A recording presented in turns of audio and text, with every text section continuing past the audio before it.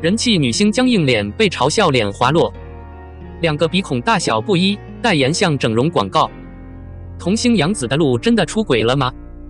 近日，女演员杨紫因为一段广告视频引发了争议。在这段视频中，她的脸很僵硬，还被嘲笑没有气场。可以看到，在没有化浓妆的情况下，她的鼻孔大小不一，脸庞的苹果肌区域有点过于饱满，填充感非常明显，被一些人戏称为包子脸。尤其是在拍摄这支广告的时候，她留着一头乌黑的长直发，没有做任何发型，让她的脸看起来更肿了。不过总体来说，杨紫的皮肤还是很白皙的，比起小时候比较黑的样子也变了很多。不过也有网友觉得，这白的应该是拍这个广告需要的吧，毕竟拍的是防晒广告，所以如果代言人皮肤太黑，广告岂不是没有说服力？诚然，在某些硬件条件上，杨紫确实做出了不小的改变。而这次杨紫被嘲笑的除了身材，还被骂管理不善，还有颜值。肩膀上的肉和白肉更加吸睛，尤其是这次她还选择了一件露肩的蓝色短裙，很好的掩盖了腿部的劣势，反而让她的上半身看起来更厚了一些。她走起路来也很女人味，一点淑女的味道都没有。事实上，不止一位童星在成长后面临过身材管理不善的问题，比如演员张子枫，在青春期就曾因为小胖脸和身材不匀称而被嘲笑，甚至影响了他自己的心理状态，而且人都变得内向了很多。所以在最近的几场活动中，可以看出张子枫为了好身材付出了多少努力，瘦了肋骨和胸，却因为腿还是没有瘦到竹节腿，因为他的梨形身材已经很撩人了。对于杨紫在拍摄这支广告时暴露出的一些瑕疵和问题，除了路人的吐槽之外，粉丝们也有点不适应。最集中的评价就是杨紫少有的气场，尤其是拍《决战长沙》的时候，真是灵动自然。虽然脸蛋圆润肉肉，但是演技非常好。有粉丝评论说，为了演偶像剧，把脸弄成这个样子是回不去了。你真的希望你的演艺生涯只有几年吗？杨紫这几年出演的剧大多走的是偶像路线，比如沉香如面包蟹亲爱的爱，和前几年相比，她出演正剧的机会也少了很多，但她今年还是登上了春晚，由此我们也可以推断，她目前还是被主流认可的。只是如果她在形象上多走一些弯路，很可能会限制自己的演艺道路，导致失去很多粉丝，这就得不偿失了。人们当然可以在游戏中选择自己想要的角色或形象，但在现实世界中却要小心谨慎地改变自己的形象。有时候像神武奇观的新代言人胡军那样自然衰老，是不会掉粉的。相反，他在每个年龄段都会有每个年龄段的魅力，不仅能收获女友粉，还能收获妈咪粉、男友粉。希望杨紫的团队注意这一点，毕竟现在她的形象已经引起了更多的争议，完全有针对性的提升。希望能看到她更多的剧，毕竟演技摆在那里。刚播2集就入坑了，陈星旭、李兰迪能否靠着新剧成杨紫诚意接班人？若问谁拥有最古老的神仙剧作品，谁最受观众喜爱？在娱乐圈，只有2个人让我服气，一个是杨紫，一个是程毅。自从陆雪琪在《青云志》中大获成功后，杨紫就好像患上了仙侠牛综合症，演技爆棚。先是香米沉沉烬如霜火得一塌糊涂，后来又是沉香沉沉烬如霜，让人大呼过瘾。就连热播不佳的《白蛇传》和未播的《长生不老》也充满了话题和讨论。她饰演的古灵精怪的少女，恰恰有那种活泼、神采奕奕的写实感，让人迅速入戏，从此爱上这个角色，这本身就是。而程毅则在《青云志》中与杨紫合作，虽然他当年也是当红演员，沉沦多年，但2020年的一部《琉璃》终于让他红了。精致的小表情，看爱人时闪闪发亮的小眼睛，被爱虐时的哭戏和心碎感，让人深深的感同身受，满脑子都是挥之不去的丝缝。之后他和杨紫的《长安诺》和《沉香如屑》更是俘获了很多少女的芳心。所以我相信他们是古装神仙剧中的顶流演员，谁敢不同意？谁敢不同意？不过，随着程毅和杨紫的蜕变以及年龄的增长，不免有些担心了。杨紫的童话剧少女感还能持续多久？31岁的杨紫和33岁的程毅还会演几部古装童话剧？还有谁能取代他们在娱乐圈的一席之地，扛起古装神仙剧的收视大旗呢？没想到答案很快就来了。2月16日晚，一部刚开播的新剧就刷屏了，追2集笑20遍。不禁感慨，程毅和杨紫在古装仙侠剧领域终于有了接班人。该剧由陈星旭、李兰迪领衔主演，改编自火爆网络文坛的同名古代 IP 小说。都说有故事的作品才能让人眼前一亮，而星坠堂的第一大看点就在这里，堪称神仙版嫁错花轿。人族女王生下双胞胎姐妹，重生为双生花灵，以混沌为土。然而同父异母的两姐妹却有着截然不同的性格和生活。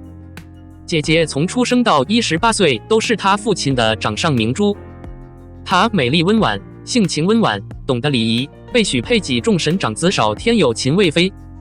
姐姐从一出生就被认为是杀母杀婆的大祸，运气不佳。她被亲生父亲关押了18年，被封为太子妃。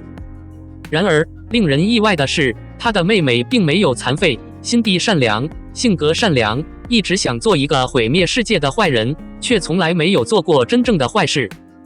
她唯一做的坏事就是让一个受戒的朋友长得像自己的亲爹，被他绑架，被他骂，把压抑多年的怒火发泄出来。然而尽管痛恨父亲的无情、偏心和不公，但姐姐和妹妹却感情深厚，在爱情中团结一致。可是女儿长大了，就得嫁人了。天道虽好，少殿有情日后必入归墟。姐姐不忍让妹妹年纪轻轻就守寡，千方百计拆散这门亲事。她去精灵城找刺客绑架她未来的姐夫，阻止姐姐嫁给他，却偏偏命中注定，在她被妖精城的暴徒抢劫追杀之际，被少丹有情救下。厚颜无耻的姐姐立马让烧点有情变成刺客，吼道：“钱不是问题，这是找当事者绑架他。”姐姐知道这个男人到底是谁后，顿时尴尬了。一个计策不行，她又试了一个计策，再次冒充妹妹，故意无理奉承出丑，想要毁掉妹妹在烧殿有情心目中的印象，让她主动退婚。可随后她和少殿有情不慎闯入沉渊殿下暗杀自家兄长的行列，再次遭到对方追杀。眼看着让姐姐退婚的计划即将落空，姐姐找来了受戒少主的帮助，同时也酝酿了一个盗婚大计。结果大婚之日，妹妹被沉渊的三殿下误掉，姐姐进入深渊，姐姐前往神界，两段浪漫幽默的爱情故事由此展开。换句话说，这不是嫁错轿子吗？尤其是她妹妹叶低和烧殿有情的人物塑造和感情线还挺有意思的。一个是活泼可爱、不落俗套、心胸宽广、娇生惯养的社交牛，另一个是冷漠、孤傲的我口齿不清、不舒服和没有体力的人。两人一起看不顺眼，一个嘻嘻哈哈，一个闷闷不乐，性格互补的完美结合。他们两个在恋爱之前就结婚了。不过剧情真的是节奏飞快，视角新鲜，反转不断，笑料不断，成功抓住了娱乐姐的眼球。这部剧除了剧本好，特效也好看。无论是神、人、兽、沉渊四界大战的场面，还是双树双花的惊艳一瞥；无论是神界殿堂中的富丽堂皇，还是神界中流光溢彩、浪漫非凡的姻缘，逼真的场景、唯美的特效，真是满足了我对仙侠剧中仙侠世界的所有幻想。一个好的故事加上好的特效，就成功了一半。另一半是这部剧的演员有点让人意外。陈星旭饰演男主少年幼琴，2700岁为爱弟妹牺牲自己，在玄境修炼1500年。一出校门，面对父母的问候和弟妹的亲近，他紧张不安，浑身僵硬，把社会恐怖的痛苦带到生活中。有网友开心地评论道：“这不是我在大年30被亲戚围着吗？”面对人类公主叶图姆，动不动就爱拽人的袖子、抓人的胳膊，在神殿喜出望外，大肆收礼，一副没见过世面的样子。陈星旭翻了无数个白眼，把男主嫌弃女主受不了又无奈忍住的小眼神刻画得淋漓尽致。呸！嫁给了他这种人，我以后怎么跟他过日子？看过主角的小小心思，太好笑了。说实话，陈星旭还是第一次看古装剧，1996年出生的，挺惊喜的。陈星旭对微表情、小动作的处理，让神仙高高在上、脚踏实地的社会恐惧显得格外真实灵动，还是挺了不起的，颇有当年司凤的影子。前2集的节目，我就爱上了这个有点冷、有点哑、有点书呆子、有点可爱的烧点阿拉金。再来说说女主叶安柱，也就是上面说的姐姐。这个角色由1999年出生的新人李兰迪饰演。没想到20多岁还带着1点婴儿肥的她，将女主从小在无爱中长大的乖巧性格和青春活泼、善良天真的少女感刻画得淋漓尽致。尤其是她在剧中的动作和台词：“你2700岁，我这么年轻漂亮，我要嫁个坏老头，求求你放过我吧，这段婚姻桥断了是吧？”再走一遍，总是完美踩着娱乐姐的笑点，搞笑到极致。不过李兰迪也有一个小瑕疵，那就是从侧面看还是略显圆润，不像姐姐清贵公主那样淑女端庄、清秀温婉。第2位女演员由何宣琳饰演，她饰演的是一位现实主义、自然主义、特别讨人喜欢的公主，她尊父爱妹，重情重义。然而，这样一个柔弱无助、温柔善良的女孩，却代替姐姐成为了沉冤的太子妃。她将如何在血腥、黑暗和复杂的皇家内讧中生存？她有生命危险吗？她会不会成为沉冤3皇子明争暗斗的牺牲品？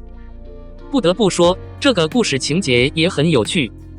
男二是由演员陈牧驰饰演的沉冤3皇子苗峰，他是最奴之子，野心勃勃，心机重重，要么刺杀大哥陷害二哥，要么调换夜宵和青葵为自己造假嫂子，为了掩盖他刺杀亲弟弟的真相。这位演员的演技也还算不错，完成了对男二哥人设的刻画，功力恰到好处。这4位演员都是新人，和程毅、杨紫、任嘉伦、迪丽和塔这些当红的年轻演员相比，他们的名气可能还不够。但凭借他们在这部剧中的表现，已经算是新一代95后小花中的佼佼者了。在他们身上，于姐又看到了古装神剧的新希望。目前这部剧才开播2集，已经忍不住刷了一遍预告。第3期预告，男主的初吻被服用了神仙春药的女主夺走。此外，还有万众瞩目的众神婚宴，一群神仙竟然坐在一起吃空气。叶图更是神采奕奕，这不就是喝西北风吗？害得妹妹半夜笑出声来。我们是说不吃人间烟火的神，吃的是空气。编剧的脑洞简单的让人耳目一新，值得我大大的赞一个。随后 Night Tom 来到正殿，在门口迎接将军，但因为不识字，被称为火葬或王霸，却原来他叫保平安。